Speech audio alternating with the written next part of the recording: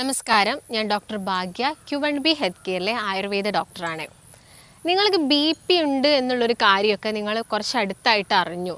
അപ്പോൾ നിങ്ങൾക്കാണെങ്കിൽ മെഡിക്കേഷൻസ് ഒന്നും കഴിക്കാൻ താല്പര്യമില്ല. പക്ഷെ നിങ്ങൾക്ക് എങ്ങനെയെങ്കിലും ഫുഡൊക്കെ ഒന്ന് കൺട്രോൾ ചെയ്ത് എക്സസൈസ് ഒക്കെ ചെയ്ത് ഇതൊന്ന് കുറയ്ക്കാൻ താല്പര്യമുള്ള ആളുകളൊക്കെ ആണെങ്കിൽ നിങ്ങൾ ഭക്ഷണത്തിൽ ശ്രദ്ധിക്കേണ്ട കുറച്ച് കാര്യങ്ങളാണ് ഇന്നത്തെ വീഡിയോയിലൂടെ ഞാൻ നിങ്ങളുമായിട്ട് ഡിസ്കസ് ചെയ്യുന്നത്.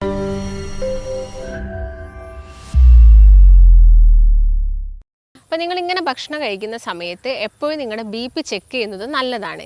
എല്ലാ ദിവസവും ഒന്നും നിങ്ങൾ ചെക്ക് ചെയ്യേണ്ട ആവശ്യമില്ല.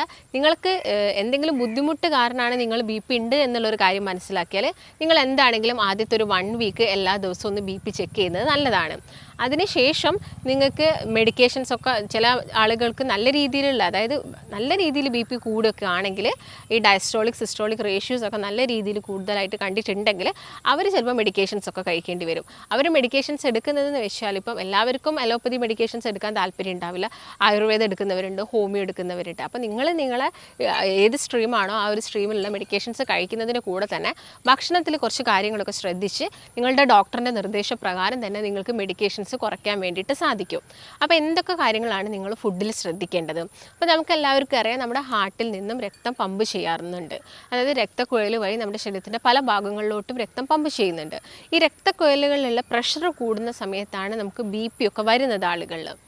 അപ്പോൾ ഇങ്ങനെ പ്രഷർ കൂടാനുള്ള കുറച്ച് കാരണങ്ങളുണ്ട്. കാരണങ്ങൾ ആദ്യം തന്നെ പറയുന്നത് ഒന്ന് അമിതവണ്ണമാണ്. നിങ്ങൾക്ക് വെയിറ്റ് കൂടുതലാണ്, നിങ്ങളുടെ ഹൈറ്റിനേക്കാളും നിങ്ങൾക്ക് വെയിറ്റ് കൂടുതലായിട്ടുണ്ടെങ്കിൽ നിങ്ങൾക്ക് BP കൂടാനുള്ള ചാൻസസ് ഉണ്ട്. അതുപോലെ തന്നെ നിങ്ങളുടെ വെയിറ്റ് എന്ന് പറയുന്നത് ഇപ്പോൾ നിങ്ങളുടെ BMI നോക്കിയിട്ടാണല്ലോ നമ്മൾ വെയിറ്റ് കൂടുതലാണോ എന്ന് മനസ്സിലാക്കുന്നത്. അപ്പോൾ വെയിറ്റ് കൂടുതലാണെങ്കിൽ നിങ്ങൾ എന്ത് ചെയ്യണം? നിങ്ങളുടെ വെയിറ്റ് മാക്സിമം പെട്ടെന്ന് തന്നെ കുറയ്ക്കാനുള്ള എന്തെങ്കിലും കാര്യങ്ങളൊക്കെ ചെയ്യുക. അങ്ങനെ ചെയ്യുന്ന സമയത്ത് നമ്മുടെ BP തന്നെ കുറഞ്ഞോളും. അപ്പോൾ ചിലപ്പോൾ ആദ്യത്തെ ഒരു ഇനീഷ്യൽ സ്റ്റേജിൽ അത് മറ്റുള്ള കോംപ്ലിക്കേഷനിലോട്ട് പോവാതിരിക്കാൻ വേണ്ടിയിട്ട് ചിലപ്പോൾ നിങ്ങൾക്ക് മെഡിക്കേഷൻസ് കഴിച്ചുകൊണ്ട് നിങ്ങൾ വെയിറ്റ് കുറയ്ക്കുകയാണെങ്കിൽ നമുക്ക് പതുക്കെ മെഡിക്കേഷൻസും കുറയ്ക്കാൻ വേണ്ടിയിട്ട് സാധിക്കും. ഒരിക്കലും നിങ്ങൾ കഴിച്ചുകൊണ്ടിരിക്കുന്ന BPൻ്റെ മെഡിക്കേഷൻസ് ഒരു നിർദ്ദേശമില്ലാതെയോ അല്ലെങ്കിൽ നിങ്ങൾ സ്വയം തീരുമാനമെടുത്തിട്ട് മെഡിക്കേഷൻസ് സ്റ്റോപ്പ് ചെയ്യരുത്. പെട്ടെന്ന് നിങ്ങൾ കേട്ടിട്ടുണ്ടാവും BP മെഡിസിൻസ് എടുക്കുന്ന ആൾ ഒരു ദിവസം പെട്ടെന്ന് BPയുടെ മെഡിസിൻസ് കട്ട് ചെയ്ത സമയത്ത് ആൾ കുഴഞ്ഞു വീണ് മരിച്ചു, സ്ട്രോക്കായി എന്നുള്ള കാര്യങ്ങളൊക്കെ നമ്മൾ കേൾക്കാറുണ്ട്. അതുകൊണ്ട് എപ്പോഴും നിങ്ങൾ ഒരിക്കലും നിങ്ങളെ മെഡിക്കേഷൻസ് സ്വയം സ്റ്റോപ്പ് ചെയ്യാൻ പാടില്ല. അപ്പം നിങ്ങൾ മനസ്സിലാക്കേണ്ട കുറച്ച് കാര്യങ്ങൾ, ഒന്ന് വെയിറ്റ് കൂടുന്ന സമയത്താണ് BP ഉണ്ടാകുന്നത്. ചില ആളുകളിൽ വയറൊക്കെ കൂടുതലായിട്ട് കിടക്കും, അങ്ങനെയുള്ള ആളുകളിൽ BP കൂടുതലായിട്ട് കണ്ടുവരാറുണ്ട്. അതുപോലെ തന്നെ നിങ്ങൾ കൂടുതലായിട്ടും ഉപ്പടങ്ങിയ ഭക്ഷണങ്ങൾ കഴിക്കുക, സോഡിയം കൂടുതലായിട്ടുള്ള ഫുഡ് നിങ്ങൾ കഴിക്കുന്നുണ്ടെങ്കിൽ നമുക്ക് BPൻ്റെ പ്രശ്നങ്ങൾ വരാനുള്ള ചാൻസസ് ഉണ്ട്.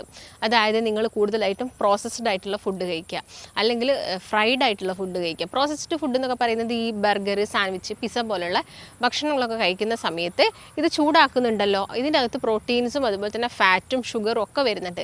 ഇതെല്ലാം ചൂടാക്കുന്ന സമയത്ത് ജോയിൻ ചെയ്തിട്ട് ഒരുപാട് മാരകമായിട്ടുള്ള മറ്റുള്ള വസ്തുക്കൾ ഉണ്ടാക്കുന്നു. ഇതിൻ്റെ ഭാഗമായിട്ട് നമുക്ക് BP കൂടാനുള്ള ചാൻസസ് ഉണ്ട്. അതുകൊണ്ട് നിങ്ങൾ എന്ത് ചെയ്യുക? ഈ പ്രോസസ്ഡ് ആയിട്ടുള്ളതും അതുപോലെ തന്നെ ഫ്രൈഡ് ഐറ്റംസ് കൂടുതലായിട്ടും ഈ മൊരിച്ചെടുക്കുന്ന ഭക്ഷണങ്ങളുണ്ടല്ലോ, ഈ മീനൊക്കെ, അതൊക്കെ നിങ്ങൾ എന്ത് ചെയ്യുക? മാക്സിമം ഒഴിവാക്കുക.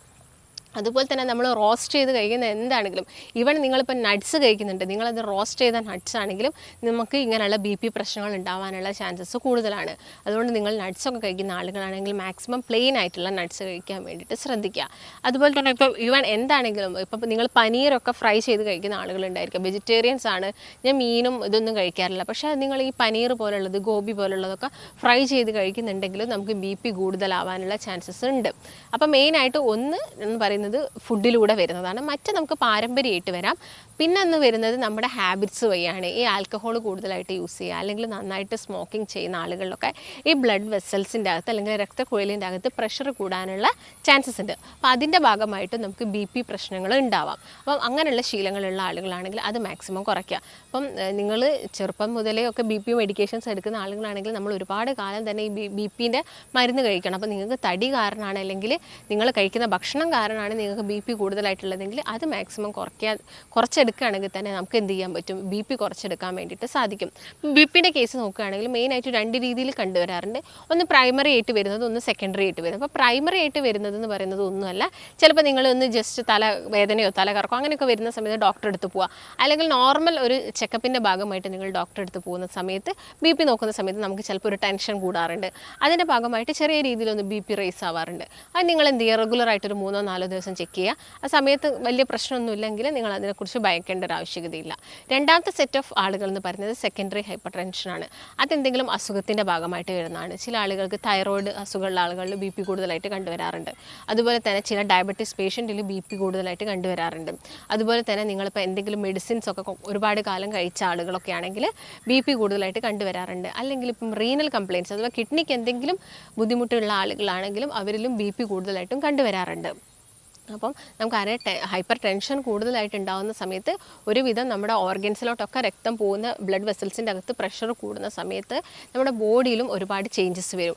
അതിൻ്റെ ഭാഗമായിട്ട് നിങ്ങൾക്ക് സ്ട്രോക്ക് പോലെയുള്ള പ്രശ്നങ്ങളോ കാർഡിയക് കംപ്ലയിൻറ്റ്സ് നമ്മളെ ഹാർട്ട് സംബന്ധമായിട്ടുള്ള അസുഖങ്ങളൊക്കെ വരാനുള്ള ചാൻസസ് കൂടുതലാണ്. അതുകൊണ്ട് ബി പി ഉള്ള കാര്യം നമ്മൾ ആദ്യം ഏർലി ആയിട്ട് ഡിറ്റക്റ്റ് ചെയ്യാൻ നോക്കുക. ഡിറ്റക്റ്റ് ചെയ്തതിന് ശേഷം അതിന് വേണ്ട നിയന്ത്രണങ്ങളും കാര്യങ്ങളൊക്കെ കൊടുക്കുന്നത് നല്ലതാണ്. അതുപോലെ തന്നെ നിങ്ങൾ രണ്ട് രീതിയിലാണ് ബി പി വരുന്നത്, പ്രൈമറി ആയിട്ട് വരുന്നത്, സെക്കൻഡറി ആയിട്ട് വരുന്നതും. ഇത് രണ്ടും നിങ്ങൾ ജസ്റ്റ് ഒന്ന് നോക്കി ഏത് രീതിയിലാണ്, എന്തെങ്കിലും അസുഖം ഉണ്ടായിട്ടാണോ എനിക്ക് ബി പി വരുന്നത്, മറ്റ് കാരണങ്ങളൊന്നുമില്ല, വെയിറ്റ് ഒന്നും കൂടുതലായിട്ടില്ല, പക്ഷേ തൈറോയിഡിൻ്റെ ഒക്കെ ചേഞ്ചസ് ഉണ്ടെങ്കിലും ബി പി വരാം. മറ്റൊന്നെന്ന് പറയുന്നത് ഇന്നത്തെ ഒരു സമൂഹം നോക്കുകയാണെങ്കിൽ നമുക്ക് കൂടുതലായിട്ടും എപ്പോഴും സ്ട്രെസ് അടിക്കുന്ന ചെറിയ കുട്ടികൾക്കാണെങ്കിലും എനിക്ക് ടെൻഷനാണ്, എനിക്ക് സ്ട്രെസ്സാണ് എന്ന് പറയുന്ന ഒരു വിഭാഗമാണുള്ളത്. അല്ലെങ്കിൽ ഭയങ്കര ദേഷ്യം വരുന്ന ഒരു ടൈപ്പ് ഓഫ് ആളുകൾ, തൊട്ടതിനും പിടിച്ചതിനെല്ലാം തന്നെ ഫ്രസ്ട്രേഷൻ വരിക, ഡിപ്രഷനുള്ള ആളുകൾ, ഇങ്ങനെയുള്ള ആളുകളിലൊക്കെ ബി പിൻ്റെ വേരിയേഷൻസ് ഉണ്ടാവാനുള്ള ചാൻസസ് ഉണ്ട്. നോർമലി ബി പി എന്ന് പറയുന്നത് 120/80. ചില ആളുകളാണെങ്കിൽ അത് നോർമൽ റേഞ്ച്, ചില ആളുകൾ വരുന്നത് ഒരു 130/90, എപ്പോഴും 130/90 ഉള്ള ആളുകളുണ്ട്, എപ്പോഴും 110/70 ഉള്ള ആളുകളുണ്ട്. അപ്പം നോക്ക് നിങ്ങളുടെ നോർമൽ ബി പി എത്രത്തോളം ആണെന്ന് നിങ്ങൾ ആദ്യം ഒന്ന് മനസ്സിലാക്കേണ്ടതുണ്ട്. പിന്നെ ബി പി ഒക്കെ കുറയുന്ന സമയത്താണെങ്കിലും നിങ്ങൾ ശ്രദ്ധിക്കണം. ബി പി കുറഞ്ഞിട്ട് നമ്മൾ പെട്ടെന്ന് തന്നെ നമുക്ക് ക്ഷീണവും കാര്യങ്ങളൊക്കെ വരാം. അപ്പോൾ അതിന് വേണ്ടിയിട്ടുള്ള മാർഗ്ഗങ്ങൾ നിങ്ങൾ എടുക്കുക.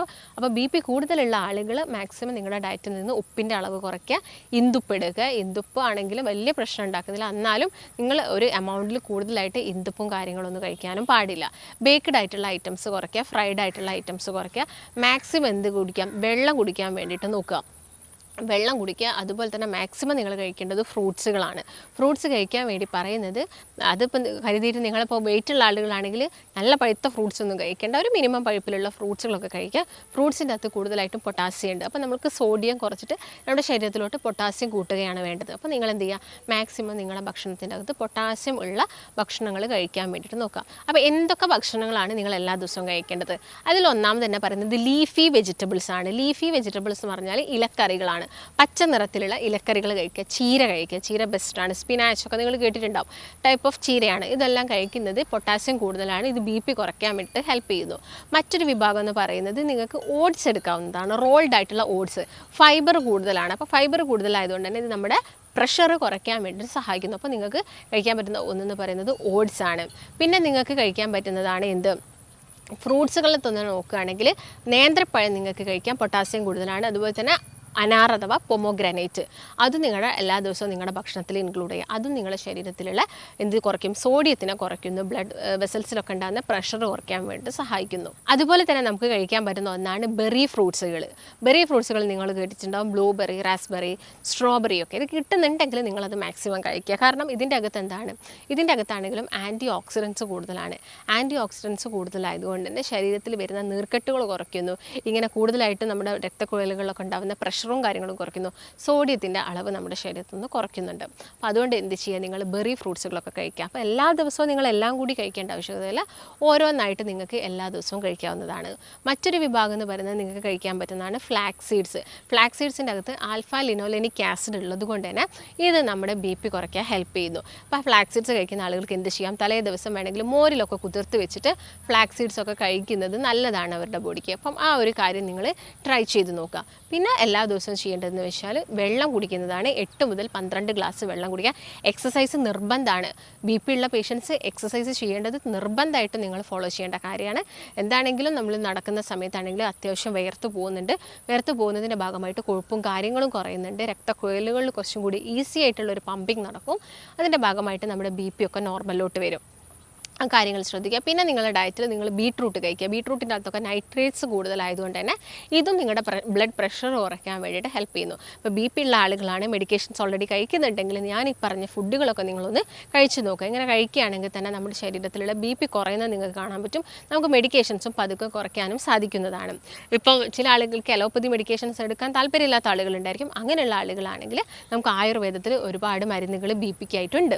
അപ്പോൾ ഇങ്ങനെയുള്ള മെഡിക്കേഷൻസൊക്കെ കഴിക്കുകയാണെങ്കിൽ നമുക്ക് ബി പി ഒരു പരിധി വരെ കുറച്ചെടുക്കാൻ വേണ്ടിയിട്ട് സാധിക്കും. അപ്പോൾ നിങ്ങൾക്ക് മറ്റുള്ള ആരോഗ്യ പ്രശ്നങ്ങളൊന്നും ഇല്ലാത്ത രീതിയിലുള്ള മരുന്നുകളും കാര്യങ്ങളും എക്സസൈസും എല്ലാം തന്നെ നമ്മൾ പറഞ്ഞു തരുന്നതായിരിക്കും. നിങ്ങൾക്ക് ബി പി മൂലം ബുദ്ധിമുട്ടുന്ന ആളുകളോ അല്ലെങ്കിൽ ഇതിന് മെഡിക്കേഷൻസ് എടുക്കാനോ അങ്ങനെയൊക്കെ ഉള്ള ആളുകളാണെങ്കിൽ നിങ്ങൾ താഴെ കാണുന്ന നമ്പറിൽ കോൺടാക്റ്റ് ചെയ്യുക. നമുക്ക് മറ്റൊരു നല്ല ഹെൽത്ത് ടോപ്പിക്കുമായിട്ട് വീണ്ടും കാണാം. നന്ദി.